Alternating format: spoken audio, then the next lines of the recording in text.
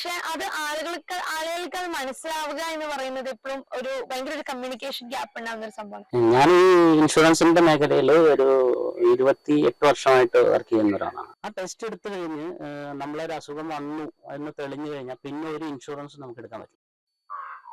Hello, എല്ലാവർക്കും നമസ്കാരം. ഡോഗ്ബി ന്യൂസിലേക്ക് എല്ലാവർക്കും ഒരിക്കൽ കൂടി സ്വാഗതം. മെഡിക്കൽ ഇൻഷുറൻസ് എന്നുള്ളത് നമ്മളെല്ലാവരും സ്ഥിരമായി കേട്ടുകൊണ്ടിരിക്കുന്ന ഒരു കാര്യമാണ്.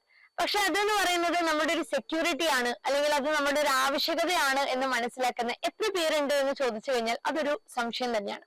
എന്നാൽ ആ സംശയം നികത്താനായിട്ടും മെഡിക്കൽ ഇൻഷുറൻസിനെ കുറിച്ച് നിങ്ങൾക്ക് അറിയാനായിട്ടുള്ള എല്ലാ കാര്യങ്ങളും പറഞ്ഞു തരാനായിട്ട് ഇന്ത്യയിൽ തന്നെ ഏറ്റവും മികച്ച ഇൻഷുറൻസ് കമ്പനി ആയിട്ടുള്ള സ്റ്റാർ ഹെൽത്ത് ഇൻഷുറൻസ് കമ്പനിയുടെ സിഇഒ മെമ്പർ രാജേഷ് സാർ ആണ് ഇന്ന് നമ്മുടെ കൂടെ ജോയിൻ ചെയ്യുന്ന ഗസ്റ്റ്. സർ നമസ്കാരം, വെൽക്കം ടു ദ ഷോ. ആദ്യം തന്നെ ഒരുപാട് സന്തോഷം നമുക്ക് ഇങ്ങനെ ഒരു സാറായിട്ടുള്ള ഒരു ഇന്ററാക്ഷൻ ചെയ്യാൻ പറ്റിയതിൽ ഭയങ്കര ഹാപ്പിയാണ്. കാരണം എപ്പോഴും മെഡിക്കൽ ഇൻഷുറൻസ് എന്ന് പറയുന്നത് എപ്പോഴും ഒരു സേഫ്റ്റിയാണ്. പക്ഷെ അത് ആളുകൾക്ക് അത് മനസ്സിലാവുക എന്ന് പറയുന്നത് എപ്പോഴും ഭയങ്കര ഒരു കമ്മ്യൂണിക്കേഷൻ ഗ്യാപ്പ് ഉണ്ടാവുന്ന ഒരു സംഭവമാണ്. എനിക്ക് സാറിന് ആദ്യം ചോദിക്കാനുള്ള ഒരു കാര്യം തന്നെ ഇതാണ്, എത്ര വർഷമായി ഈ ഒരു ഫീൽഡിൽ സാർ ഇങ്ങനെ വർക്ക് ചെയ്തിട്ട് വരുന്നു? എന്താണ് മെഡിക്കൽ ഇൻഷുറൻസിന്റെ ഈ ഒരു മേഖലയിലേക്ക് സാറിന് തുടർന്ന് പോകാനുള്ള ഒരു ആഗ്രഹം എന്തുകൊണ്ടാണ്? ഞാൻ ഈ ഇൻഷുറൻസിന്റെ മേഖലയിൽ ഒരു 28 വർഷമായിട്ട് വർക്ക് ചെയ്യുന്ന ഒരാളാണ്. ഫസ്റ്റ് LIC ആയിരുന്നു ഉണ്ടായിരുന്നത്. LIC പണ്ട് IRDAക്ക് മുമ്പേ ഉള്ള ലൈസൻസ് ആയതുകൊണ്ട് നമുക്ക് എക്സാം ഒന്നും എഴുതാതെ തന്നെ നമുക്ക് ജനറൽ ഇൻഷുറൻസും മെഡിക്കൽ ഇൻഷുറൻസും ഒക്കെ ചെയ്യാനുള്ള ഓപ്ഷൻ ഉണ്ട്. അങ്ങനെയാണ് നമ്മൾ ഈ സ്റ്റാർ ഹെൽത്ത് ഇൻഷുറൻസിന്റെ ഏജൻസി എടുക്കുന്നത്. സ്റ്റാർ ഹെൽത്ത് ഇൻഷുറൻസിൽ നമ്മൾ 17 വർഷമായിട്ട് വർക്ക് ചെയ്യുന്നു. 17 വർഷമായി. ഓക്കെ, അപ്പോ ഇത് നമ്മൾ കണ്ടുകൊണ്ടിരിക്കുന്ന ആളുകൾക്ക് വേണ്ടിയിട്ട് ചോദിക്കുന്ന ഒരു ചോദ്യമാണ്, എന്താണ് മെഡിക്കൽ ഇൻഷുറൻസ് എടുക്കേണ്ട ഒരു ആവശ്യകത എന്നുള്ളത് ആൾക്കാർക്കൊന്ന് എന്താണ് പറഞ്ഞത്?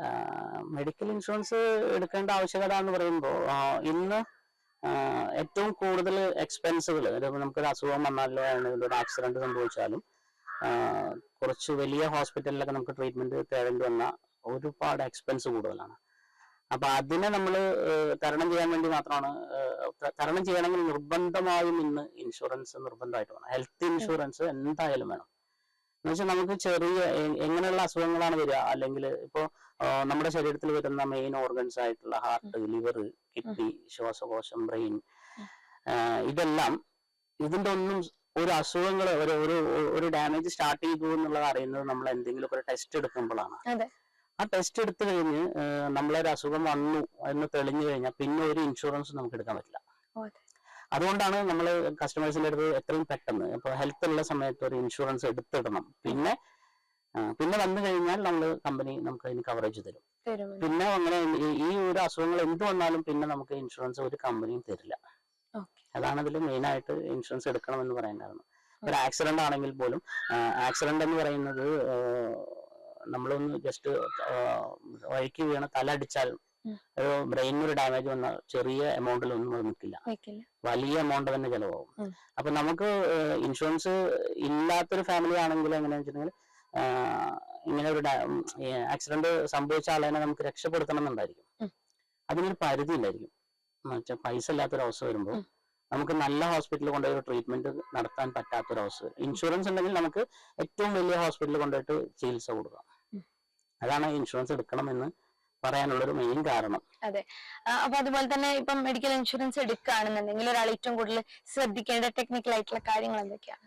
ഹെൽത്ത് ഇൻഷുറൻസ് എടുക്കുമ്പോൾ എന്ന് പറഞ്ഞിട്ടുണ്ടെങ്കിൽ നമ്മള് മറ്റുള്ള ഇപ്പോ നമുക്ക് LIC പോലുള്ള ഒരു സംഭവത്തിലൊക്കെ ഞാൻ LIC ചെയ്യുന്ന ഒരാളാണ്.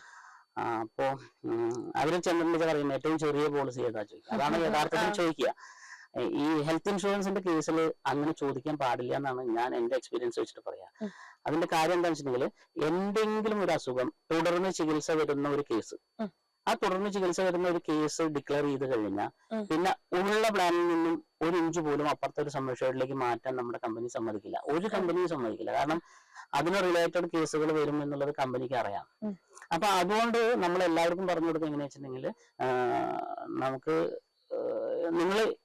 നിങ്ങൾക്ക് കഴിവിനനുസരിച്ച് ഇൻഷുറൻസ് കവറേജ് എടുത്തിട്ടെന്നാ പറയാ. എന്തെങ്കിലും ഒന്ന് അസുഖങ്ങൾ ഡിക്ലെയർ ചെയ്താൽ തന്നെ ആ ഉള്ള സംരക്ഷണത്തിൽ നിന്ന് അപ്പുറത്ത് പോകാൻ പറ്റില്ല എന്നേ ഉള്ളൂ. നമുക്ക് പിന്നാക്കം പോരാ. എന്തെങ്കിലും സാമ്പത്തിക ബുദ്ധിമുട്ട് വന്നു കഴിഞ്ഞാൽ സംരക്ഷണം കുറയ്ക്കാൻ ഓപ്ഷൻ ഉണ്ട്, സംരക്ഷണം അയക്കാൻ ഓപ്ഷൻ ഇല്ല. അപ്പോൾ നമുക്ക് വലിയ പോളിസികൾ എടുക്കുമ്പോഴും നമുക്ക് ഫെസിലിറ്റിയിലൊക്കെ മൊത്തം വ്യത്യാസം വരുന്നുണ്ട്. പ്ലാനുകൾ വലുതാവുമ്പോഴും ഫെസിലിറ്റിയിൽ നമുക്ക് മൊത്തം വ്യത്യാസം വരും. അപ്പോൾ ഇപ്പൊ അത് പറയാൻ കാരണം എന്താ വെച്ചിട്ടുണ്ടെങ്കിൽ ഇപ്പൊ കംപ്ലീറ്റ് മോഡേൺ ട്രീറ്റ്മെന്റുകളാണ്. അപ്പൊ എല്ലാ വലിയ ഹോസ്പിറ്റലിലും മോഡേൺ ടെക്നോളജിയാണുള്ളത്. അപ്പൊ മോഡേൺ ടെക്നോളജിയിലേക്ക് നമ്മൾ മാറുന്ന സമയത്ത് നമ്മൾ ഏറ്റവും ബേസ് പോളിസി ഒക്കെ ആകുമ്പോൾ അതിൽ ലിമിറ്റേഷൻസ് വരും. ഓരോ പോളിസിയിലും അങ്ങനെ ഉണ്ട്. പഴയ പോളിസികളൊക്കെ അങ്ങനെയാണ്. ഇപ്പോൾ വരുന്ന എല്ലാ പോളിസികളും നമുക്ക് മോഡേൺ ട്രീറ്റ്മെന്റ് കവർ ചെയ്തിട്ടാണ് വരുന്നത്. അതാണ് എനിക്ക് പറയാനുള്ളത്. അതില് എനിക്ക് തോന്നുന്നു ഇപ്പൊ സാർ ചോദിച്ചത് ഞാൻ കണക്ട് ചെയ്തിട്ട് ചോദിക്കാണ്. അപ്പം നമ്മള് പുതിയ ടെക്നോളജിയാണ്. ഇപ്പം ഒരുവിധം എല്ലാ മൾട്ടി ഫെസിറ്റഡ് ആയിട്ടുള്ള ഹോസ്പിറ്റൽസിലും പുതിയ ട്രീറ്റ്മെന്റ് മെത്തേഡുകളും ടെസ്റ്റുകളും കാര്യങ്ങളൊക്കെയാണ് വരുന്നത്. അപ്പം അതുകൊണ്ട് തന്നെ ഒരേ സമയം ആളുകൾ അവിടെ പോവാൻ മടിക്കുകയും അല്ലെങ്കിൽ പോവാതിരിക്കാനായിട്ട് ഒരു കൺഫ്യൂഷൻ ഉണ്ടാകുന്ന ഒരു സ്റ്റേജ് എപ്പോഴും ഈ ഫിനാൻഷ്യൽ ഇഷ്യൂസ് വരുമ്പോഴാണ്. അപ്പോൾ എത്ര വരെ അല്ലെങ്കിൽ ഏത് രീതിയിൽ ഒരു മെഡിക്കൽ ഇൻഷുറൻസിന് അതിന് എത്ര രൂപ വരെയൊക്കെ നമുക്ക് സഹായം കിട്ടാൻ സാധിക്കും? നമ്മള് ഞാൻ സമീപിക്കുന്ന ഒരു കസ്റ്റമറുടെ അടുത്ത് പറയുക, ഏറ്റവും വലിയ പോളിസിയാണ് നമ്മൾ സ്റ്റാർട്ട് ചെയ്യുക. നിങ്ങൾ ഇത് എടുക്കണം എന്ന് പറഞ്ഞ് മനസ്സിലാക്കി കൊടുക്കലാണ് ഞാനൊക്കെ ചെയ്യുക. അല്ലാണ്ട് ഒരു പോളിസി എടുക്കൂ എന്ന് പറഞ്ഞിട്ട് അങ്ങോട്ട് പോവല്ല. ഈ പോളിസി എടുക്കേണ്ട ആവശ്യകതയെ കുറിച്ച് നമ്മൾ ആദ്യം കസ്റ്റമറെ പറഞ്ഞ് മനസ്സിലാക്കി കൊടുക്കും. എന്നിട്ട് ഞാൻ എന്റെ രീതി എന്ന് വെച്ചിട്ടുണ്ടെങ്കിൽ കസ്റ്റമർക്ക് വിട്ടുകൊടുക്കും. നിങ്ങൾ പറയുന്നതാണ് പിന്നത്തെ. കാരണം ഇദ്ദേഹത്തിന്റെ ഫാമിലിക്ക് വേണ്ടി മുടക്കുന്ന ഒരു പൈസയാണ് ഇൻഷുറൻസിന് വേണ്ടിയിട്ട്. ആർക്കും ഇപ്പൊ ഡിപ്പെൻഡന്റ് ആണ്. ഇപ്പൊ ഇദ്ദേഹമാണ്, ഇപ്പൊ ഞാൻ സംസാരിക്കുന്ന ആളാണ് ഏണിംഗ് മെമ്പർ എങ്കിൽ അദ്ദേഹത്തിന് എന്തെങ്കിലും ഒരു ട്രീറ്റ്മെന്റ് വന്നു കഴിഞ്ഞാൽ ഫാമിലി മൊത്തം ബുദ്ധിമുട്ടിലായി തീരും. അപ്പൊ നമ്മളാ പറഞ്ഞ് മനസ്സിലാക്കേണ്ട രീതിയിൽ പറഞ്ഞ് മനസ്സിലാക്കി കൊടുത്തു കഴിഞ്ഞാൽ എന്തായാലും ഇദ്ദേഹം പോളിസി എടുക്കും. മനസ്സിലാവും. കാരണം എന്താ വെച്ചാൽ ഒരാളും സഹായിക്കാണ്ടാവില്ല. നമുക്ക് ആരിപ്പോ റിലേഷൻ ആണെങ്കിൽ പോലും ഒരു ട്രീറ്റ്മെന്റ് വരുമ്പോൾ സഹായിക്കുന്നതിന് ഒരു പരിധിയുണ്ട്. അതിന്റെ അപ്പുറത്ത് വേണമെങ്കിൽ നമുക്ക് ഇൻഷുറൻസ് നിർബന്ധമാണ്. സാർ ഇപ്പൊ പറഞ്ഞ പോലെ തന്നെ നമ്മുടെ ഒരു ഏർണിംഗ് മെമ്പർ എടുക്കുന്നത് ആ ഫാമിലിക്ക് വേണ്ടിയിട്ടുള്ള ഒരു ലൈഫ് ഇൻഷുറൻസ് പ്ലാൻ ആണെന്ന് പറഞ്ഞു. അപ്പൊ അതുപോലെ തന്നെ ഒരു കുടുംബത്തിന് വേണ്ടിയിട്ട് ചെയ്യാൻ പറ്റുന്ന ഹെൽത്ത് ഇൻഷുറൻസ് എന്തൊക്കെയാണുള്ളത്? ഏതൊക്കെ പ്ലാനുകൾ ചൂസ് ചെയ്യാം? നമുക്ക് ഒരുപാട് പോളിസികളുണ്ട്. എല്ലാം നമ്മൾക്ക് ഫ്ലോട്ടർ പോളിസി എന്ന് പറഞ്ഞാൽ നമുക്ക് ഫാമിലി ആയിട്ട് എടുക്കാൻ പറ്റുന്ന പോളിസി. അതേമാതിരി ഇൻഡിവിജ്വൽ പോളിസി ഉണ്ട്, ഇൻഡിവിജ്വൽ ആയിട്ടും എടുക്കാം. അപ്പൊ ഫാമിലി ഫ്ലോട്ടർ എന്ന് പറയുമ്പോൾ നമുക്ക് ഇപ്പൊ നിലവിൽ എങ്ങനെ വെച്ചിട്ടുണ്ടെങ്കിൽ 25 വയസ്സ് വരെ ആഡ് ചെയ്യാവുന്ന മക്കളെ ആഡ് ചെയ്തിട്ട് എടുക്കുന്ന ഒരു പോളിസി ഉണ്ട്. അതേമാതിരി തന്നെ ഒരു പോളിസിയിൽ 18 വയസ്സ് തികയുന്നുണ്ട്. 17 വയസ്സ് വരെ 18 തികയുന്നതിന്റെ മുന്നേ വരെ നമുക്ക് പോളിസിയിൽ ആഡ് ചെയ്യാം. അപ്പൊ ഈ ഫ്ലോട്ടർ പോളിസി എന്ന് പറയുമ്പോൾ നമുക്ക് അതിന്റെ ഒരു ഗുണം എങ്ങനെയാന്ന് വെച്ചിട്ടുണ്ടെങ്കിൽ ഒരാൾക്കാണ് അത് അസുഖം വരുന്നത് നിൽക്കുക, ആ ഒരാൾക്ക് തന്നെ ഫുൾ എമൗണ്ട് നമുക്ക് ക്ലെയിം ചെയ്യാം. അപ്പോൾ മറ്റുള്ളവർക്ക് റീസ്റ്റോറേഷൻ ഫെസിലിറ്റിയിൽ നിന്നും ആവശ്യത്തിനനുസരിച്ച് ക്ലെയിം ചെയ്യാൻ പറ്റും. ഇൻഡിവിജ്വൽ എന്ന് പറഞ്ഞാൽ അതായത് നമുക്ക് എത്രയാണോ സംരക്ഷണം എടുക്കുന്നത് അതുവരെയും നമുക്ക് യൂസ് ചെയ്യാം. അങ്ങനെയാണ് അത് വരുന്നത്. ഫാമിലിയാണ് ഇപ്പൊ ഈ ഫ്ലോട്ടർ പോളിസി എന്ന് പറയില്ലേ, നമുക്ക് ഒരു 5 പേരടങ്ങുന്ന ഒരു ഗ്രൂപ്പ് ആണെങ്കിൽ ഇനിയിപ്പോ 5 പേരിൽ ഒരാൾക്ക് ചിലപ്പോൾ അത് ആവശ്യം വരുന്നുണ്ടാവും. ആ ഒരാൾക്ക് തന്നെ നമുക്ക് എടുക്കുന്ന സംരക്ഷണം എത്രയാണോ അത്രയും വരെ യൂസ് ചെയ്യാം. അങ്ങനെയാണ് അത് വരിക. ഓക്കെ. അപ്പം സാറിന്റെ ഒരു പേഴ്സണൽ എക്സ്പീരിയൻസിൽ നമ്മൾ ഇതുപോലത്തെ ഫ്ലോട്ടർ പ്ലാനുകൾ എടുക്കുന്നതാണോ അതോ ഇൻഡിവിജ്വൽ ലൈഫ് ഇൻഷുറൻസ് എടുക്കുന്നതാണോ? ഇൻഡിവിജ്വൽ എന്നല്ല, നമ്മളത് പറഞ്ഞു കൊടുക്കുന്നത് പോലെയാ. അപ്പോ ഒരു ഫാമിലി മെമ്പർ ആണ് എനിക്ക് മക്കളുള്ള ഒരു കേസാണെങ്കിൽ നമ്മൾ നിർബന്ധമായിട്ടും അവരടുത്ത് പറയും. ഞാൻ അങ്ങനെയാണ് ചെയ്യുക. നിർബന്ധമായിട്ടും പറയും, നിങ്ങൾ വൈഫിനാണെങ്കിലും കുട്ടികളെ ആണെങ്കിലും ആഡ് ചെയ്തിട്ട് എടുക്കാമെന്നാ പറയാ. കാരണം ആർക്ക് അസുഖം വന്നാലും ഈ പറഞ്ഞ ഫാമിലി മെമ്പർക്കാണ് ബുദ്ധിമുട്ട് വരിക. അപ്പൊ നമ്മൾ എല്ലാം ഇതിന്റെ കാര്യം എങ്ങനെയാണെന്ന് വെച്ചാൽ നമ്മൾ പറഞ്ഞ് മനസ്സിലാക്കി കൊടുക്കുന്നതിലാണ് പ്രധാനം. നമ്മൾ പറഞ്ഞു കൊടുക്കണം, ഈ കസ്റ്റമർക്ക് നമ്മൾ പറഞ്ഞു കൊടുക്കണം. നമ്മളാണ് ഫീൽഡിൽ നിൽക്കുന്നത്. ഇതെങ്ങനെയാ വെച്ചാൽ അതിൽ നമ്മളൊരു ബിസിനസ് അല്ല, ശരിക്കും അത് നമ്മളൊരു എന്താ പറയാ അതിനെക്കുറിച്ച് ഒരു ബോധവൽക്കരണം എന്നുള്ള രീതിയിൽ കൂടി ചെയ്തു കൊടുക്കണം. അത് മനസ്സിലാക്കി കൊടുക്കണം. അതാണ് എന്റെ രീതി. അതുപോലെ തന്നെ എനിക്ക് തോന്നുന്നു നമ്മൾ ഈ മെഡിക്കൽ ഇൻഷുറൻസിന്റെ കേസുകൾ പ്രധാനമായിട്ട് എല്ലാവർക്കും ഉണ്ടാകുന്ന ഒരു സംശയം അല്ലെങ്കിൽ എല്ലാവരും ഉന്നയിക്കുന്ന ഒരു ചോദ്യം എന്ന് പറയുന്നത്, നമ്മൾ ഇൻഷുറൻസ് എടുത്തിട്ട് നമുക്ക് ചിലപ്പോൾ ഹോസ്പിറ്റലുകളിൽ ചെന്ന് നമ്മൾ അതിനു വേണ്ടി സമീപിക്കുന്ന സമയങ്ങളിൽ നമുക്കത് കിട്ടാതെ പോകുന്ന അവസ്ഥകൾ ഉണ്ടാകുന്നുണ്ട്, അല്ലെങ്കിൽ അതിൽ ആളുകൾ ബുദ്ധിമുട്ടുന്നുണ്ട് ഒരു ഇൻഷുറൻസ് ക്ലെയിം എത്തുന്നതിലേക്ക്. അപ്പൊ അതിലെന്താണ് ഉണ്ടാകുന്ന ഒരു പ്രധാന പ്രശ്നം, അല്ലെങ്കിൽ എവിടെയാണ് അതിന്റെ ഒരു ബുദ്ധിമുട്ട്? അതിലെങ്ങനെയാണെന്നറിയോ, നമ്മൾക്ക് എക്സ്ക്ലൂഷൻസ് വരുന്നുണ്ട്. നമുക്കൊരു പോളിസിയിൽ എക്സ്ക്ലൂഷൻസ് എന്ന് പറഞ്ഞിട്ട് നമ്മൾ ആദ്യം തന്നെ നമുക്ക് കൊടുക്കാൻ പറ്റാത്ത ക്ലെയിമുകളെ കുറിച്ച് വ്യക്തമായിട്ട് മെൻഷൻ ചെയ്ത് പറഞ്ഞു കൊടുക്കണം. നമുക്ക് കുറച്ച് അസുഖങ്ങളുണ്ട്, അത് നമ്മൾക്ക് 24 മാസം വരെ കവർ ചെയ്യില്ല. അതിൽ വരുന്ന അസുഖങ്ങൾ നമ്മൾ പക്ക ക്ലിയർ ആയിട്ട് എല്ലാ കസ്റ്റമർക്ക് വ്യക്തമാക്കി കൊടുക്കണം. പല പ്രശ്നങ്ങളും വരുന്നത് ഒരു പോളിസി ആവശ്യപ്പെട്ടിട്ട് പോകുന്ന ഒരു ഏജന്റ് ആ പോളിസി ചേർക്കുക എന്നുള്ളത് മാത്രമാണ് അദ്ദേഹത്തിന്റെ ഇത്. അപ്പൊ ആള് വിചാരിക്കുക എങ്ങനെയാണെന്ന് വെച്ചാൽ ഇത് പറഞ്ഞാൽ എനിക്കിത് കിട്ടില്ലായിരിക്കും എന്ന് പറഞ്ഞ് പല കേസുകളും അങ്ങനെ സംഭവിക്കുന്നുണ്ട്. പക്ഷെ ഈ പറഞ്ഞ ഹോസ്പിറ്റലിൽ പോകുമ്പോഴാണ് നിങ്ങൾക്ക് ഇത് കിട്ടില്ല, ഇത് എക്സ്ക്ലൂഷൻ പീരീഡിൽ ഉള്ളതാണെന്ന് പറയുമ്പോഴാണ് കസ്റ്റമർക്ക് വ്യക്തമായിട്ട് മനസ്സിലാവണം. ഇതിലങ്ങനെയല്ല, അത് വ്യക്തമായിട്ട് അവർക്ക് പറഞ്ഞ് മനസ്സിലാക്കി കൊടുക്കണം. പറഞ്ഞ് മനസ്സിലാക്കി കൊടുത്തേ ചേരാൻ പാടുള്ളൂ. പിന്നെ എന്താ വെച്ച് കഴിഞ്ഞാൽ ഓൾറെഡി ഒരു മെഡിസിൻ കഴിക്കുന്ന ആളാണ്, എന്തെങ്കിലും അസുഖങ്ങളോ അല്ലെങ്കിൽ ഒരു സർജറിയോ ഉണ്ടായിട്ടുള്ള ഒരു കേസാണെങ്കിൽ അവർക്ക് നമ്മൾ വ്യക്തമായിട്ട് അത് പോളിസിയിൽ മെൻഷൻ ചെയ്യണം. നമുക്കത് 36 മാസം കഴിഞ്ഞു കഴിഞ്ഞാൽ ആ പർട്ടിക്കുലർ അസുഖത്തിന് നമുക്ക് കവറേജ് കൊടുക്കാൻ പറ്റും. 36 മാസം വരെ ലോക്കിംഗ് ചെയ്യും അതില്. അപ്പൊ നമുക്ക് പിന്നെ ഈ മെഡിക്കൽ ഇപ്പൊ ഒരു സർജറി കഴിഞ്ഞ ഒരു കേസാന്ന് നോക്കിയാൽ ആ ഡിസ്ചാർജ് സമ്മറി കാര്യങ്ങളെല്ലാം കൊടുത്തു കഴിഞ്ഞാൽ നമുക്ക് അപ്രൂവൽ തരികയാണ് ചെയ്യുക. ചില കേസുകൾക്ക് തുടർന്ന് ആ അസുഖം വരും എന്നുള്ള ഉറപ്പുള്ള കേസൊക്കെ ആണെങ്കിൽ നമുക്ക് പെർമനന്റ് എക്സ്ക്ലൂഷൻ വെച്ചിട്ട് ആ പോളിസി കൊടുക്കാൻ പറ്റുള്ളൂ. ആ പർട്ടിക്കുലർ അസുഖത്തിന് നമ്മൾ തരില്ല എന്ന് തന്നെ പറയും. ആ പർട്ടിക്കുലർ അസുഖത്തിന് നമുക്ക് കവറേജ് ഇല്ല എന്ന് തന്നെ പറഞ്ഞ് അപ്രൂവൽ വാങ്ങി ഈ കസ്റ്റമറുടെ പെർമിഷനോട് കൂടി മാത്രമേ നമ്മൾ പോളിസി കൊടുക്കൂ. അതൊക്കെ നമ്മൾ ശ്രദ്ധിക്കേണ്ട കേസുകൾ. അവിടെ ചെന്നിട്ടുള്ള ബുദ്ധിമുട്ട് എന്ന് പറയുമ്പോൾ ഇങ്ങനെയുള്ള കുറെ ബുദ്ധിമുട്ടുകളാണ്. കാരണം കസ്റ്റമർക്ക് ഒരു ബുദ്ധിമുട്ട് വരുമ്പോഴാണ് അവർ അറിയാവുക. അപ്പൊ അങ്ങനെ കുറെ ബുദ്ധിമുട്ടുകളുണ്ട്. അത് വ്യക്തമായി മനസ്സിലാക്കാതെ ചേർന്നതിന്റെ പ്രശ്നമാണ് എന്നാണ് ഞാൻ പറയുന്നത്. സാർ ഇപ്പം പറഞ്ഞിട്ടുള്ള പോലെ തന്നെ അപ്പം ആളുകൾ ഈ പറഞ്ഞിട്ടുള്ള പോലെ ഒരു ഹോസ്പിറ്റൽ കേസ് ഉണ്ടാവുമ്പോൾ അല്ലെങ്കിൽ അവിടെ ഒരു ക്ലെയിം നടക്കാണ്ടിരിക്കുമ്പോഴാണ് ഇതിനെ കുറിച്ചിട്ട് അവർ വറീഡ് ആവുന്നത് എന്നല്ല പറഞ്ഞു. അപ്പൊ എങ്ങനെയാണ് ഈ മെഡിക്കൽ ഇൻഷുറൻസിനെ കുറിച്ച് ബോധവൽക്കരിക്കപ്പെടുക എന്ന് പറയുന്നത് ഒരു വലിയ ഫാക്ടറാണ്. ഇപ്പൊ സാർ പറഞ്ഞ പോലെ തന്നെ ആളുകൾ അതിനെ കുറിച്ച് അറിയുക, ഇതിൽ എന്തൊക്കെ എക്സ്ക്ലൂഷൻസ് ആണ് ഇതിൽ വരുന്നത് എന്നുള്ളത് മനസ്സിലാക്കുക എന്നുള്ളതൊക്കെ ഒരു ക്ലെയിം ചെയ്യുന്ന ഒരു വ്യക്തി അറിഞ്ഞിരിക്കേണ്ട കാര്യങ്ങളാണ്. ഇപ്പം സാറിന്റെ ഒരു കമ്പനി, ഇപ്പം സ്റ്റാർ ഹെൽത്ത് പോലുള്ള നമ്മുടെ ഈ ഒരു കമ്പനിയിൽ വർക്ക് ചെയ്യുന്ന ഏജന്റുമാരായാലും ആളുകളായാലും അതിനെങ്ങനെയാണ് റെക്ടിഫൈ ചെയ്യാനായിട്ട്, എങ്ങനെയാണ് ഒരു പോളിസി എടുപ്പിക്കുന്ന കാര്യത്തിൽ എങ്ങനെയാണ് ഡീൽ ചെയ്യുന്നത് ആളുകളുമായിട്ട്?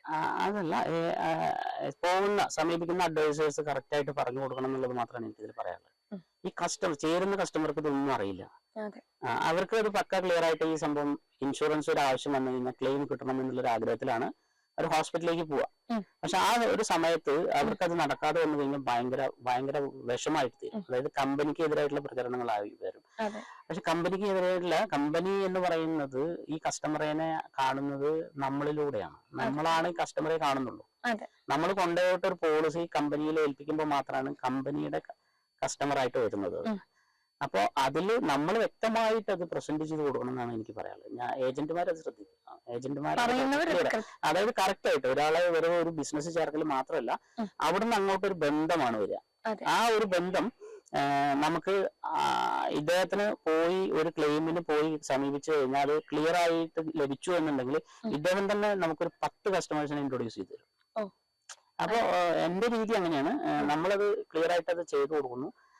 ഈ ഇദ്ദേഹത്തിന്റെ കയ്യിൽ നിന്ന് തന്നെ നമ്മൾ വേറൊരു ലീഡ് സംഘടിപ്പിക്കും. അങ്ങനെയാണ് അത് ചെയ്യുക. സാർ അതുപോലെ തന്നെ വലിയ ഇൻഷുറൻസ് ക്ലെയിമുകൾ നമ്മൾ കൊടുക്കും. 50 ലക്ഷം വരെ അല്ലെങ്കിൽ അതിൽ മുകളിലായിട്ടുള്ള എമൗണ്ടുകൾ ക്ലെയിം ചെയ്യണമെങ്കിൽ പ്രതിവർഷം എത്ര എമൗണ്ട് വരെ ആയിരിക്കും അവർ അടക്കേണ്ടി വരിക? അത് ഫാമിലിയുടെ സൈസിനനുസരിച്ചാണ് വരിക. നമുക്ക് 3 മക്കളുള്ള ഫാമിലി ആണെങ്കിൽ, 2 മക്കളുള്ള ഫാമിലി ആണെങ്കിൽ, ഒരു കുട്ടിയുള്ള ഫാമിലി ആണെങ്കിൽ ഒക്കെ വ്യത്യാസം വരും. പ്രീമിയത്തിൽ വ്യത്യാസം. ഇപ്പൊ ഒരു 2 വയസ്സുള്ള ഒരു 50 വയസ്സിന്റെ ഉള്ളിലുള്ള ഒരു കേസൊക്കെ 40,000-45,000 രൂപ അങ്ങനെയൊക്കെയാണ് വരിക. അത് മുടക്കി കഴിഞ്ഞാൽ നമുക്കൊരു 4 പേര് 5 പേര് വരെ നമുക്ക് മൊത്തം കവർ ചെയ്യാൻ പറ്റും. 50 ലക്ഷം രൂപയുടെ എന്ന് പറഞ്ഞാൽ ഒരു ബില്ല് നമുക്ക് 50 ലക്ഷം രൂപ വരെ കൊടുക്കാൻ പറ്റും. അങ്ങനെ രജിസ്ട്രേഷൻ ആണ്. നമുക്ക് എത്ര ബില്ലുകൾ വന്നാലും നമുക്ക് സെറ്റിൽ ചെയ്ത് കൊടുക്കും. ഒരു വർഷം, നമുക്ക് ഒരു വർഷത്തെ കോൺട്രാക്ട് ആണ് ഒരു പോളിസി പീരീഡ് എന്ന് പറയുന്നത്. അങ്ങനെയാണ് അത് വരിക. സാർ, നമുക്ക് ഒരുപാട് ഇൻഷുറൻസ് കമ്പനികൾ ഇന്ന് അവൈലബിൾ ആയിട്ടുള്ള ഒരു കാലഘട്ടത്തിലാണ് നമ്മൾ എല്ലാവരും ഉള്ളത്. അപ്പോൾ അവിടെ നിന്ന് സ്റ്റാർ ഹെൽത്ത് ഇൻഷുറൻസിനെ ആളുകൾക്ക് ട്രസ്റ്റ് ചെയ്യാൻ പറ്റുന്ന ഒരു എലിമെന്റ് എന്ന രീതിയിൽ സാറിന് ഇപ്പം 28 വർഷത്തെ എക്സ്പീരിയൻസ് എന്ന് സാർ തുടക്കത്തിൽ പറഞ്ഞു. അപ്പൊ ഈ ഒരു വർഷത്തെ എക്സ്പീരിയൻസിന്റെ ലെവലിൽ വെച്ചിട്ട് സ്റ്റാർ ഹെൽത്തിന് എന്താണ് ഒരു ഉറപ്പ് കൊടുക്കാൻ പറ്റുന്ന ഏറ്റവും ട്രസ്റ്റഡ് ആയിട്ടുള്ള ഒരു കാര്യം എന്താണ്? ആൾക്കാർക്ക് അത് വിശ്വസിക്കണമെന്ന് തോന്നുന്ന ഒരു കാര്യം എന്തായിരിക്കും സാറിന് തോന്നുന്നത്? ക്ലെയിം സെറ്റിൽമെന്റ് തന്നെ എന്ന് വെച്ചാൽ ഏറ്റവും കൂടുതൽ ടൈപ്പ് ഹോസ്പിറ്റൽസ് ഉള്ളത് ഞങ്ങളുടെ കമ്പനിക്കാണ്. പിന്നെ അത് മാത്രമല്ല, ക്യാഷ്ലെസ് സെറ്റിൽമെന്റ് പെട്ടെന്ന് നടക്കുന്നതും ഞങ്ങളുടെ കമ്പനിയിലാണ്. പക്ഷെ ബുദ്ധിമുട്ടുകളില്ല. കാരണം എന്താ വെച്ചാൽ TPS ഇല്ല, ഡയറക്റ്റ് ഞങ്ങൾ സെറ്റിൽമെന്റ്. TPA എന്ന് പറഞ്ഞാൽ തേർഡ് പാർട്ടി ആണ് സെറ്റിൽമെന്റ് പല കമ്പനികൾക്കും. Okay. ഞങ്ങൾക്ക് മാത്രമില്ല, ഞങ്ങൾക്ക് ഡയറക്റ്റ് സെറ്റിൽമെന്റാ. അതിന്റെ ബുദ്ധിമുട്ട് കസ്റ്റമർക്ക് വരില്ല, കാരണം വേറൊരു ഡിലേ അതിൽ വരുന്നില്ല. അപ്പൊ തന്നെ ഡിസിഷൻ എടുക്കുകയാണ്. നമുക്കൊരു ക്ലെയിം പാസ്സാവാൻ നമുക്കൊരു ഡിസ്ചാർജ് ദിവസം ഒരു 2.5 മണിക്കൂറിനുള്ളിലെല്ലാം നമുക്ക് പാസ്സായി കൊടുക്കാൻ പറ്റും. അത് ആ ഒരു കാരണം കൊണ്ട് തന്നെയാണ്. ഇപ്പൊ കേരളത്തിലാണെങ്കിൽ നമുക്ക് ഒരുപാട് വലിയ എല്ലാ ഹോസ്പിറ്റലും നമ്മൾ ടൈപ്പിലുള്ള ഹോസ്പിറ്റൽസ് ആണ്. അവിടെ എല്ലാം നമുക്ക് ക്യാഷ്ലെസ് ഫെസിലിറ്റി നമുക്ക് കൊടുക്കാൻ പറ്റും. ആളുകൾ നമുക്ക് എന്താ ഹെൽത്ത് ഇൻഷുറൻസ് എടുത്ത് ഒരു ആവശ്യം വന്നു കഴിഞ്ഞാൽ അവിടെ പൈസ ഇല്ലാണ്ട് നമുക്ക് ട്രീറ്റ്മെന്റ് കിട്ടണമെന്നാണ് ആഗ്രഹിക്കുന്നത്. പിന്നെ ഒരു 60 ദിവസം 50 ദിവസം 60 ദിവസം കഴിഞ്ഞിട്ട് ഈ പൈസ റീഇംബേഴ്സ്മെന്റിന് പോയിട്ട് കിട്ടാന്ന് പറഞ്ഞാൽ വലിയ എമൗണ്ട് ഒക്കെ എനിക്ക് ബുദ്ധിമുട്ടല്ലേ. ഇത് അറ്റ് എ ടൈമിൽ ക്യാഷ്ലെസ് എന്ന് പറഞ്ഞാൽ അത് നമ്മുടെ കമ്പനിയാണ് ഇപ്പൊ ഏറ്റവും കൂടുതൽ ചെയ്തുകൊണ്ടിരിക്കുന്നത്. ചിലപ്പം നമ്മൾ പറഞ്ഞിട്ടുള്ള പോലെ തന്നെ എല്ലാവർക്കും കോമൺ ആയിട്ട് അറിയാവുന്ന ഒരു കാര്യമാണ്. അതായത് ഒരു 40 വയസ്സ് 50 വയസ്സ് കഴിഞ്ഞ് കഴിഞ്ഞാൽ നമ്മൾ കുറച്ചും കൂടെ ഹെൽത്ത് കോൺഷ്യസ് ആവണം എന്നുള്ളത് പൊതുവെ നമ്മൾ പറയാറുള്ള ഒരു കാര്യമാണ്. അപ്പോൾ ഇപ്പം ഷുഗറോ കൊളസ്ട്രോൾ അങ്ങനത്തെ ഒരു രോഗങ്ങളില്ലാത്ത ആളുകളാണെങ്കിലും ഏത് ടൈമിലാണ് നമുക്ക് പെർട്ടിക്കുലർലി എന്തെങ്കിലും ഒരു ഇഷ്യൂ ഫേസ് ചെയ്യാന്നുള്ളത് നമുക്ക് പറയാൻ പറ്റില്ല. അപ്പൊ ഈ ഒരു ഏജ് കഴിഞ്ഞ് വരുന്ന ആളുകൾക്ക് ഇൻഷുറൻസ് ക്ലെയിമുകൾ എത്രത്തോളം സഹായകരമാകും എന്നുള്ളതിനെ കുറിച്ചിട്ട് സാറിന് എന്താണ് തോന്നുന്നത്? നമുക്ക് ഒരു 50 വയസ്സൊക്കെ കഴിഞ്ഞു കഴിഞ്ഞാലാണ് ഏറ്റവും കൂടുതൽ അസുഖങ്ങൾ കാണുന്നത്. അത്രയും കാലം പ്രശ്നങ്ങളില്ലെങ്കിൽ പോലും 50 വയസ്സൊക്കെ കഴിഞ്ഞു കഴിഞ്ഞാൽ പ്രശ്നങ്ങൾ കാണിക്കാൻ തുടങ്ങുന്നുണ്ട്. കുറേ കേസുകൾ അങ്ങനെ കാണുന്നുണ്ട്. അപ്പോ അതാണ് നമ്മളെല്ലാവരും പറഞ്ഞുകൊണ്ടിരിക്കുന്നത്, ഹെൽത്ത് ഉള്ള സമയത്ത് ഹെൽത്ത് ഇൻഷുറൻസ് എടുത്തിടണമെന്നുള്ളത്. നമുക്ക് ഒരു 2-3 കൊല്ലങ്ങളെല്ലാം കഴിഞ്ഞു കഴിഞ്ഞാൽ പിന്നെ വേറെ എക്സ്ക്ലൂഷൻസ് മൊത്തം കഴിഞ്ഞു. ഇപ്പൊ ഒരു കസ്റ്റമർ ഒരു 50 വയസ്സിലൊരു പോളിസി എടുത്തു, 52ാമത്തെ വയസ്സിൽ അദ്ദേഹത്തിന് ഒരു പ്രശ്നം വന്നു പറഞ്ഞാൽ നമുക്ക് ഈ 2 ഇയർ എക്സ്ക്ലൂഷനിൽ വരുന്ന ഒരു കേസാണ് അദ്ദേഹത്തിന് വന്നെങ്കിൽ നമുക്ക് കൊടുക്കാൻ പറ്റില്ല. അപ്പൊ അതുകൊണ്ടാണ് കുറച്ചു കാലം മുമ്പേ നമുക്ക് ഹെൽത്ത് ഉള്ള സമയത്ത് ഇപ്പൊ ചെറുപ്പത്തിൽ എടുക്കണം, എന്നിട്ട് കണ്ടിന്യൂ ആയിട്ട് പോകണം എന്ന് പറഞ്ഞാൽ പിന്നെ നമുക്ക് വരുന്ന എല്ലാ പ്രശ്നങ്ങളും നമുക്ക് കവർ ചെയ്യാൻ പറ്റും. ഇപ്പൊ ഈ കൊറോണയൊക്കെ വന്നതിന് ശേഷം നമുക്ക് ഒന്നും കണ്ടുപിടിക്കാൻ പറ്റുന്നില്ല എന്നുള്ളതാണ് സത്യം. വരുമ്പോ കുറച്ച് വലിയ അസുഖങ്ങളാണ് വരുന്നത്. ഇപ്പൊ ഇതെല്ലാം നമുക്ക് അറിയില്ലല്ലോ. നമുക്ക് എന്തെങ്കിലും സിംറ്റംസ് കാണിച്ചാലല്ലേ നമുക്ക് ഈ അസുഖം ഉണ്ടോ എന്നുള്ളത് അറിയാൻ പറ്റും. ഇപ്പൊ ഡോക്ടറെ അടുത്ത് പോകുമ്പോഴാണ് ഒരു ബുദ്ധിമുട്ട് കണ്ടിട്ട് ഡോക്ടറെ അടുത്ത് പോകുമ്പോൾ ഒരു 4 ടെസ്റ്റുകളൊക്കെ എഴുതി തരുമ്പോൾ ആ ടെസ്റ്റുകളുടെ റിസൾട്ടിൽ ഇദ്ദേഹം വലിയൊരു രോഗിയായി മാറിയിട്ടുണ്ടാവും. പിന്നീട് ഇദ്ദേഹത്തിന് ഒരു ഇൻഷുറൻസോ കാര്യങ്ങളോ ഒന്നും എടുക്കാൻ പറ്റില്ല. അതുകൊണ്ടാണ് അത് അങ്ങനെ പറയാൻ കാരണം. പിന്നെ നമ്മുടെ ശരീരത്തിൽ ക്യാൻസർ എന്നൊരു സംഭവം ഒരുപാട് ആളുകൾക്കുള്ളതാണ്. ആ ക്യാൻസർ ഒക്കെ വന്നു കഴിഞ്ഞാൽ നമുക്ക് നമ്മളൊക്കെ പറഞ്ഞു കൊടുക്കുക കുടുംബം കൊണ്ട് പോകുന്ന പറയാം. എന്നുവെച്ചാൽ നമുക്ക് കൺട്രോൾ ചെയ്യാൻ പറ്റില്ല. ഈ പറഞ്ഞ ഒരു കുടുംബത്തിലെ ഒരാൾക്കൊരു ക്യാൻസർ, അതായത് ഒരു ആൾക്ക് വന്നു കഴിഞ്ഞാൽ നമ്മൾ വീട് വിറ്റാലും ശരി നമുക്ക് അദ്ദേഹത്തിന് രക്ഷപ്പെടുത്തണം എന്നാണ് ആഗ്രഹം ഉണ്ടായിരിക്കുക. പക്ഷെ ഒരു 4th സ്റ്റേജൊക്കെ ഉള്ള ഒരു കേസ് നമുക്ക് എന്തായാലും ചെയ്യാൻ പറ്റില്ല. അത് 1-2 വർഷത്തിന്റെ ഉള്ളിൽ ഉള്ള പൈസ കംപ്ലീറ്റ് ട്രീറ്റ്മെന്റിന് വേണ്ടി ഉപയോഗിക്കും. അവരുടെ മറ്റേ ആൾക്ക് ഡെത്ത് സംഭവിച്ച് അങ്ങനെയാണ് കാണുന്നത്. അപ്പൊ കുറച്ച് വലിയ കവറേജ് ഉണ്ടെങ്കിൽ നമുക്ക് ഹൈടെക് ഹോസ്പിറ്റലിൽ ട്രീറ്റ്മെന്റ് ചെയ്ത് ഇദ്ദേഹത്തിന് ചിലപ്പോൾ ജീവിതത്തിലേക്ക് തിരിച്ചു കൊണ്ടുവരാൻ പറ്റും. അതുകൊണ്ടാണ് കുറച്ച് വലിയ പോളിസികൾ എടുക്കണം എന്ന് പറയാൻ കാരണം. ചെറിയ പോളിസികൾ എടുക്കരുത്. അങ്ങനെയാണ് അതില് നമ്മളെല്ലാം പറഞ്ഞു കൊടുക്കുക. അതാണ് സാർ പറഞ്ഞിട്ടുള്ള പോലെ ഇപ്പം ക്യാൻസറും അല്ലെങ്കിൽ ഇപ്പം കരൾ, വൃക്ക, ഹൃദയം പോലുള്ള സംബന്ധമായിട്ടുള്ള രോഗങ്ങൾ വരുമ്പോൾ നമുക്ക് ഏകദേശം നമ്മളിപ്പോ ഒരു പ്രൈവറ്റ് ഹോസ്പിറ്റലിലെ ട്രീറ്റ്മെന്റിനൊക്കെ പോകുന്ന സമയമാണെങ്കിലും 80 ലക്ഷം 90 ലക്ഷം രൂപയ്ക്ക് അടുത്ത് നമുക്ക് ചെലവ് വരും. അപ്പൊ ഇതിനൊരു ഇൻഷുറൻസ് പരിരക്ഷ ഉള്ളപ്പോ ഈ കംപ്ലീറ്റ് എമൗണ്ട് ക്ലെയിം ചെയ്യുന്ന രീതിയിലേക്കുള്ള കാര്യങ്ങളിൽ അത് നമ്മൾ എല്ലാ ഫുൾ എമൗണ്ട് ട്രീറ്റ്മെന്റിന് വരുന്നതായിട്ടുള്ള എല്ലാ എമൗണ്ടുകളും നമ്മൾ കൊടുക്കും. പിന്നെ ഈ പോളിസിയില് നമ്മൾ ഡിസ്പോസിബിൾ ഐറ്റംസ് എന്ന് പറഞ്ഞിട്ടുള്ള ഒരു പോർഷൻ വരുന്നുണ്ട്. ഇപ്പൊ ഒരു സർജറി ഒക്കെ നടക്കുകയാണെങ്കിൽ നമ്മൾ ഉപയോഗിച്ച് കളയുന്ന കുറച്ച് സംഭവങ്ങൾ, ആ ഒരു പോർഷൻ ഒക്കെ കസ്റ്റമർ വഹിക്കണം. എന്ന് വെച്ചാൽ അത് നമ്മൾ കട്ടിങ്സ് ആയിട്ട് വരുന്നതാണ്. ട്രീറ്റ്മെന്റിന് വരുന്നതായിട്ടുള്ള എല്ലാ കേസുകളും നമ്മൾ കൊടുക്കും.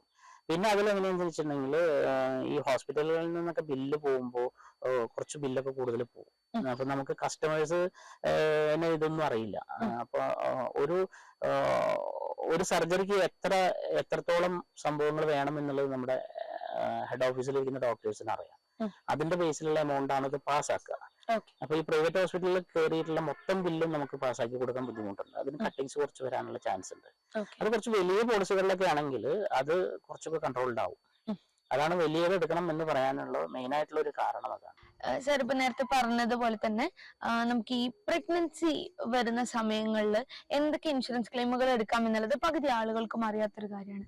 അപ്പോ ഇപ്പൊ അവർക്ക് ഇപ്പോ ഈ ഒരു സമയത്ത് ആവശ്യമുണ്ടോ അല്ലെങ്കിൽ എപ്പോഴേക്കായിരിക്കും അത് വേണ്ടി വരിക എന്നുള്ളത് അറിയാത്ത കുറെ ആളുകളുണ്ട്. അപ്പൊ അതിനൊക്കെ ഏത് രീതിയിൽ സമീപിക്കാം എന്നുള്ളതൊന്ന് പറയും. പ്രഗ്നൻസി എന്ന് പറയുന്നത് എല്ലാ പ്ലാനിലും കവേർഡ് അല്ല. അപ്പൊ നമുക്ക് ഡെലിവറി കവർ ചെയ്യുന്ന പ്ലാനാണ് കസ്റ്റമർ ആവശ്യപ്പെടുന്നതെങ്കിൽ നമുക്ക് കവർ ചെയ്യുന്ന പ്ലാനുകളുണ്ട്. അതിന് നമുക്ക് ലോക്കിംഗ് പീരീഡ് വരുന്നുണ്ട്. പെട്ടെന്ന് നമുക്ക് അപ്ലിക്കബിളെ നമുക്ക് കൊടുക്കാൻ പറ്റില്ല. ഒരു പ്ലാനിൽ നമുക്ക് 12 മാസം കഴിഞ്ഞാൽ ഡെലിവറി കവർ ചെയ്യും. വേറൊരു പ്ലാനിൽ നമുക്ക് 24 മാസം കഴിഞ്ഞാൽ കവർ ചെയ്യും. അപ്പൊ ഈ 12 മാസം കഴിഞ്ഞാൽ കവർ ചെയ്യുന്നതെല്ലാം നമുക്ക് പ്ലാനുകൾ ഹൈ സമ്മർഷീഡ് എടുക്കും തോറും നമുക്ക് ഡെലിവറി കിട്ടുന്ന എക്സ്പെൻസ് കുറച്ച് കൂടുതലായിട്ട് വരും. അപ്പൊ ഹൈ സമ്മർഷീഡ് എടുക്കുമ്പോൾ അതിനനുസരിച്ച് ഇപ്പൊ എല്ലാം പാക്കേജാണ്. ഇപ്പോ മലപ്പുറം ഡിസ്ട്രിക്റ്റിലെ ഒരു ഹോസ്പിറ്റലിൽ 1,30,000 രൂപയാണ് ഒരു ഡെലിവറിക്ക് പാക്കേജ് ആയിട്ട്. ഒരു ഡെലിവറിക്ക് അഡ്മിറ്റ് ആയ 1,30,000 രൂപ ബില്ല് അതിലെല്ലാം ഇൻക്ലൂഡഡ് ആണ്. അപ്പൊ അങ്ങനെ വരുന്ന കേസുകൾക്ക് കുറച്ച് ഹൈ സമ്മർഷീഡ് എടുക്കണം. നമുക്കൊരു ചെറിയ സമ്മർഷീഡ് ആണെങ്കിൽ പരമാവധി 50,000 രൂപ 30,000 രൂപ അങ്ങനെയൊക്കെയുള്ള ലിമിറ്റേഷൻസ് വരും. കുറച്ച് ഹൈ സമ്മർഷീഡ് ആകുമ്പോൾ അതിനനുസരിച്ച് നമുക്ക് അതിൽ കവർ ചെയ്യാൻ പറ്റും ഡെലിവറി എക്സ്പെൻസ്. ഒരു സിസേറിയൻ വന്നു കഴിഞ്ഞാൽ തന്നെ ഒരു 60,000 രൂപ 70,000 രൂപ മിനിമം വരും. പിന്നെ അതിനുപരി ഇതിൽ എങ്ങനെയാ വെച്ചിട്ടുണ്ടെങ്കിൽ ജനിക്കുന്ന കുട്ടിക്ക് എന്തെങ്കിലും ഒരു ട്രീറ്റ്മെന്റ് വരിക വെച്ചാൽ പോലും ഈ രക്ഷിതാവിന്റെ പോളിസിയിൽ നിന്ന് നമുക്ക് കവറേജ് കൊടുക്കാൻ പറ്റും. അതത്ര സിമ്പിൾ അല്ല. കാരണം കാർഡിയക് പ്രോബ്ലംസ് വരുന്ന കുട്ടികളുണ്ട്, ഒരുപാട് മറ്റേ ഓർഗൻസ് കംപ്ലൈന്റ് വരുന്ന കേസുണ്ട്. ഒരു സർജറിക്ക് വരുമ്പോൾ നമ്മുടെ കയ്യിൽ ഒതുങ്ങില്ല, ലക്ഷങ്ങളാണ് എക്സ്പെൻസ് വരുന്നത്. അപ്പൊ അതിനനുസരിച്ച് ശരിക്കും പോളിസി എടുക്കേണ്ട കുറച്ച് ഹൈ സമ്മർഷീഡുകൾ മാത്രമാണ് മെഡിക്കൽ ഇൻഷുറൻസിൽ ഓപ്റ്റ് ചെയ്യാൻ പാടൂ. പിന്നെ നമുക്ക് മാറ്റം വരുത്താൻ പറ്റില്ല എന്തെങ്കിലും ക്ലെയിം വന്നു കഴിഞ്ഞാൽ. അങ്ങനെയാണ് അത് വരുന്നത്. സാർ, അതുപോലെ തന്നെ എനിക്ക് തോന്നിയിട്ടുള്ള ഒരു പേഴ്സണൽ ആയിട്ടുള്ള ഒരു കാര്യമാണ്, നമ്മൾ ഈ ഇൻഷുറൻസിന് നമ്മൾ ക്ലെയിമുകൾ കിട്ടാൻ വേണ്ടി സമീപിക്കുന്ന സമയം എന്ന് പറയുന്നത് അതിലൊരു ഭയങ്കര ക്രൂഷ്യൽ ഫാക്ട് ആണെന്ന് എനിക്ക് തോന്നാറുണ്ട്. അതായത് ഇപ്പോൾ ഒരാള് ഒരു അസുഖമായിട്ട് സംബന്ധിച്ച് ഒരാൾ ഹോസ്പിറ്റലിൽ എത്തുന്ന സമയത്താണോ കൂടുതലും ഞാൻ കണ്ടിട്ട്, അതായത് ഈ ബില്ലുകൾ വരുന്ന സമയത്താണ് കൂടുതലും ഇൻഷുറൻസ് ക്ലെയിമുകൾ കിട്ടാൻ വേണ്ടിയിട്ട്, അതായത് അതിനെക്കുറിച്ച് ഒരു ഫോക്കസ്ഡ് ആവുന്ന ഒരു സമയം അപ്പോഴാണ്. അപ്പോൾ അപ്പോഴായിരിക്കും ചിലപ്പോൾ ഇത് ക്ലെയിം കിട്ടാതിരിക്കുമ്പോഴോ അല്ലെങ്കിൽ ഇതിലുണ്ടാവുന്ന പ്രശ്നങ്ങളും എക്സ്ക്ലൂഷൻ പീരീഡിനെ കുറിച്ചുള്ള അറിവ് കിട്ടാതെ പോവുകയും അവർക്ക് ആ സമയത്ത് ഒരു ഭയങ്കര ഫിനാൻഷ്യൽ ഇൻസ്റ്റബിലിറ്റി ഫേസ് ചെയ്യേണ്ടി വരുന്നത്. അപ്പൊ സാറിന്റെ അഭിപ്രായത്തില് ഒരു പെർട്ടിക്കുലർ ഹോസ്പിറ്റൽ കേസ് ഉണ്ടാവുന്ന സമയത്ത് എപ്പോഴാണ് ഒരു ഇൻഷുറൻസിന് വേണ്ടി ഒരു ഫാമിലി അല്ലെങ്കിൽ ഇൻഡിവിജ്വൽ ശ്രമിക്കേണ്ടത്? ഇതില് നമ്മുടെ ഹോസ്പിറ്റലിൽ നമ്മൾ ടൈപ്പുള്ള ഹോസ്പിറ്റലുകളിലെല്ലാം ഇൻഷുറൻസിനൊരു ഓഫീസ് ഉണ്ടായിരിക്കും. ഒരു കസ്റ്റമർ അഡ്മിറ്റ് ആയി കഴിഞ്ഞാൽ ഈ ഇൻഷുറൻസിന്റെ ഓഫീസിൽ പോയിട്ട് ഇന്ന മാതിരി ഇന്ന കസ്റ്റമർ അഡ്മിറ്റ് ആയിട്ടുണ്ട് എന്ന് പറഞ്ഞാൽ ക്ലെയിം രജിസ്റ്റർ ചെയ്യാനുള്ള ഫസ്റ്റ് പ്രൊസീജിയർ ഉണ്ട്. ആ ക്ലെയിം രജിസ്റ്റർ ചെയ്യുന്ന സമയത്ത് നമ്മൾ അവിടെ എന്ത് അസുഖത്തിനാണോ അഡ്മിറ്റ് ആയിരിക്കുന്നത് അതിന്റെ ട്രീറ്റ്മെന്റ് ഡീറ്റെയിൽസ്, അതിന് വരുന്ന കോസ്റ്റ്, അതിന്റെ എസ്റ്റിമേറ്റ് എമൗണ്ട് എല്ലാം നമ്മുടെ കമ്പനിക്ക് ഹോസ്പിറ്റലിൽ നിന്നും സെൻഡ് ചെയ്യും, മെയിൽ ചെയ്യും. ആ മെയിൽ ചെയ്യുമ്പോൾ നമുക്ക് ഇതിന്റെ ഡീറ്റെയിൽസ് വെരിഫൈ ചെയ്തിട്ട് നമുക്ക് അഡ്വാൻസ് ആയിട്ട് എമൗണ്ട് പാസ്സാക്കും. ഫസ്റ്റ് അപ്രൂവൽ എന്നാണ് അതിന് പറയാം, ഫസ്റ്റ് അപ്രൂവൽ. പിന്നെ നമ്മൾ ഫൈനൽ ബില്ല് അയക്കുമ്പോഴാണ് ബാക്കിയുള്ള എല്ലാ കേസുകളും. അപ്പൊ ഞങ്ങളുടെ കമ്പനിയുടെ ക്ലെയിമുകളാവുമ്പോൾ പിന്നെ അവിടുന്ന് അങ്ങോട്ട് നമുക്ക് ബില്ലിനൊന്നും നമ്മൾക്കൊന്നും പൈസ കൊടുക്കണ്ട. ഈ ഫൈനൽ ബില്ല് പറഞ്ഞെന്ന് വെച്ചാൽ നമ്മൾ ഡിസ്ചാർജ് സമ്മറി ഫൈനൽ ബില്ല് എത്രയാണോ വരുന്നത്, പിന്നെ സർജറി ഉണ്ടെങ്കിൽ അതിന്റെ ഡീറ്റെയിൽസ് എല്ലാം കൂടിയിട്ട് ഒരുമിച്ച് അയക്കുന്നു. നമ്മൾ പറയുന്നത് 3 മണിക്കൂർ നേരമാണ് പറയുന്നത്. അതായത് ഹോസ്പിറ്റലിൽ നിന്നും ബില്ല് അയച്ച് 3 മണിക്കൂറിന്റെ ഉള്ളിൽ ഇതിൽ അപ്രൂവൽ വരും. അപ്പൊ അതിന്റെ ഇടയിൽ എന്തെങ്കിലും കൊറിയോ കാര്യങ്ങളോ ചോദിച്ചു കഴിഞ്ഞാൽ അതിന് പക്ക ക്ലിയർ ആയി ഹോസ്പിറ്റലിന് കോഡിക്ക് റിപ്ലൈ ചെയ്താൽ മതി, ഡിലേ ഒഴിവാക്കാൻ പറ്റും. പിന്നെ നമ്മളെ പോലുള്ള ഏജൻസ് ഇടപെട്ടാൽ കുറച്ചും കൂടി എളുപ്പം 3 മണിക്കൂർ എന്നുള്ളത് കുറച്ചും കൂടി സമയം നമുക്ക് കുറച്ച് കൊടുക്കാൻ പറ്റും. കസ്റ്റമർക്ക് പെട്ടെന്ന് വീട്ടിൽ പോകാനുള്ള സൗകര്യം ചെയ്ത് കൊടുക്കാൻ പറ്റും. സാർ, അപ്പൊ നമ്മൾ ഇതിന്റെ ഒരു ഫൈനൽ ആയിട്ടുള്ള ഒരു ഘട്ടത്തിലേക്ക് കടക്കുന്ന സമയത്ത് ഇത് കേട്ടുകൊണ്ടിരിക്കുന്ന ആളുകളുടെ അടുത്ത് സാറിന് കൊടുക്കാൻ പറ്റുന്ന ഒരു മെസ്സേജ് എന്താണ്? അതായത് ഇപ്പം ഏതൊരു ഘട്ടത്തിലായിരിക്കാം അല്ലെങ്കിൽ ഏതൊരു സന്ദർഭത്തിലാണ് നിങ്ങൾ ഇതിന്റെ ഒരു ഇമ്പോർട്ടൻസ് മനസ്സിലാക്കേണ്ടത്, അല്ലെങ്കിൽ ഇനി അങ്ങോട്ട് വരുന്ന സാധ്യതകളിൽ ഇൻഷുറൻസ് എത്രത്തോളം നമ്മുടെ ലൈഫിനെ ബാധിക്കുന്ന ഒന്നാണെന്നുള്ളത് സാർ ഒന്ന് പറഞ്ഞു കൊടുത്തു. അത് എനിക്ക് പറയാനുള്ളത് എങ്ങനെയാ വെച്ചിട്ടുണ്ടെങ്കിൽ, ഇപ്പോ ഒരു എക്സാമ്പിൾ പറയുകയാണെങ്കിൽ നമ്മുടെ നാട്ടിൽ ഒരു വൈറസ് വന്നു. ഇപ്പൊ ഒരു കുറച്ച് 2-3 കൊല്ലങ്ങൾക്ക് മുമ്പ് ഈ കൊറോണ എന്ന് പറഞ്ഞൊരു വൈറസ് നമ്മൾ ആരും പ്രതീക്ഷിക്കാതെ നമ്മുടെ നാട്ടിൽ വന്നിട്ടുള്ള ഒരു വൈറസാണ്. ആ വൈറസിൽ എനിക്ക് തന്നെ 3 ക്ലെയിമുകൾ ആൾക്ക് ഡെത്ത് സംഭവിച്ചു. നമ്മൾ ക്ലെയിം കൊടുത്തിട്ടുള്ളതാണ് എന്റെ കേസിൽ തന്നെ. ഇതൊന്നല്ല, നമ്മുടെ കയ്യിൽ പൈസ ഉണ്ടെങ്കിൽ പോലും ഇൻഷുറൻസ് ഒന്നും ഇല്ലെങ്കിൽ പോലും വെന്റിലേറ്റർ അടക്കം കിട്ടാൻ പറ്റാത്ത ഒരു അവസ്ഥ ഉണ്ടായിരുന്നു. അപ്പോ അങ്ങനത്തെ ഇപ്പൊ 90 ലക്ഷം രൂപ എക്സ്പെൻസ് വന്നിട്ടുള്ള ഒരാളെ കുറിച്ച് എനിക്ക് നന്നായിട്ട് അറിയാം. എന്ന് വെച്ചാൽ ഒരു അദ്ദേഹത്തിന് ശ്വാസകോശം ചുരുങ്ങുന്ന ഒരു പ്രശ്നമായിട്ട് അദ്ദേഹത്തിന്റെ കയ്യിൽ പൈസ ഉണ്ടായതുകൊണ്ട് രക്ഷപ്പെട്ടു. അപ്പൊ ഇനി നമ്മുടെ നാട്ടിൽ വരുന്ന ഒരു വൈറസ് എന്ന് പറയുമ്പോൾ ഈ കൊറോണയെക്കാട്ടിലും വലുതേ വരുള്ളൂ. അതിനെ നമ്മൾ പ്രതിരോധിച്ചു.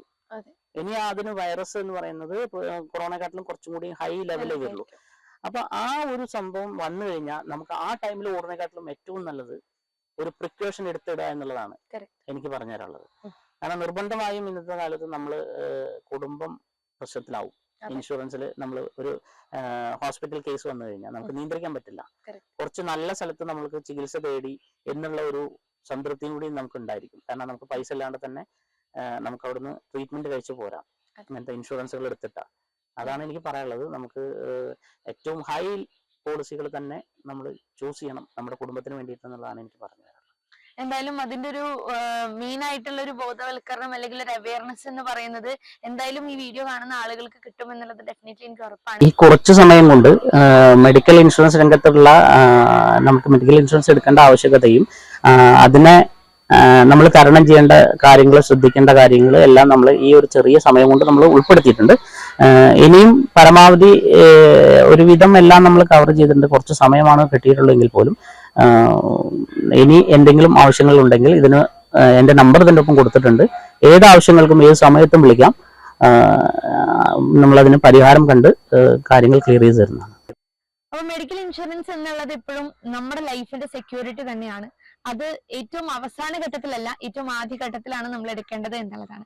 ഇത്രയും നേരം ഇതിന്റെ എല്ലാവിധ കാര്യങ്ങളും അതിന്റെ പരിഹാരങ്ങളും ആവശ്യകതയൊക്കെ നമ്മളോട് ഡിസ്കസ് ചെയ്തിട്ടുള്ള രാജേഷ് സാറിനോടും സ്റ്റാർ ഹെൽത്ത് കമ്പനിയോടും ഉള്ള സ്നേഹം നമ്മൾ നമ്മുടെ .view ന്യൂസിന്റെ ഭാഗത്തുനിന്ന് അറിയിക്കുകയാണ്. സർ, ഒരുപാട് സന്തോഷം നമ്മളോടൊപ്പം ജോയിൻ ചെയ്തതിൽ. അടുത്തൊരു എപ്പിസോഡിൽ വീണ്ടും കാണുന്നവരെ this is Bhadra Vinod signing out. .view news, കാഴ്ചകളാണ് ലോകം, കണ്ടു തുടങ്ങുക.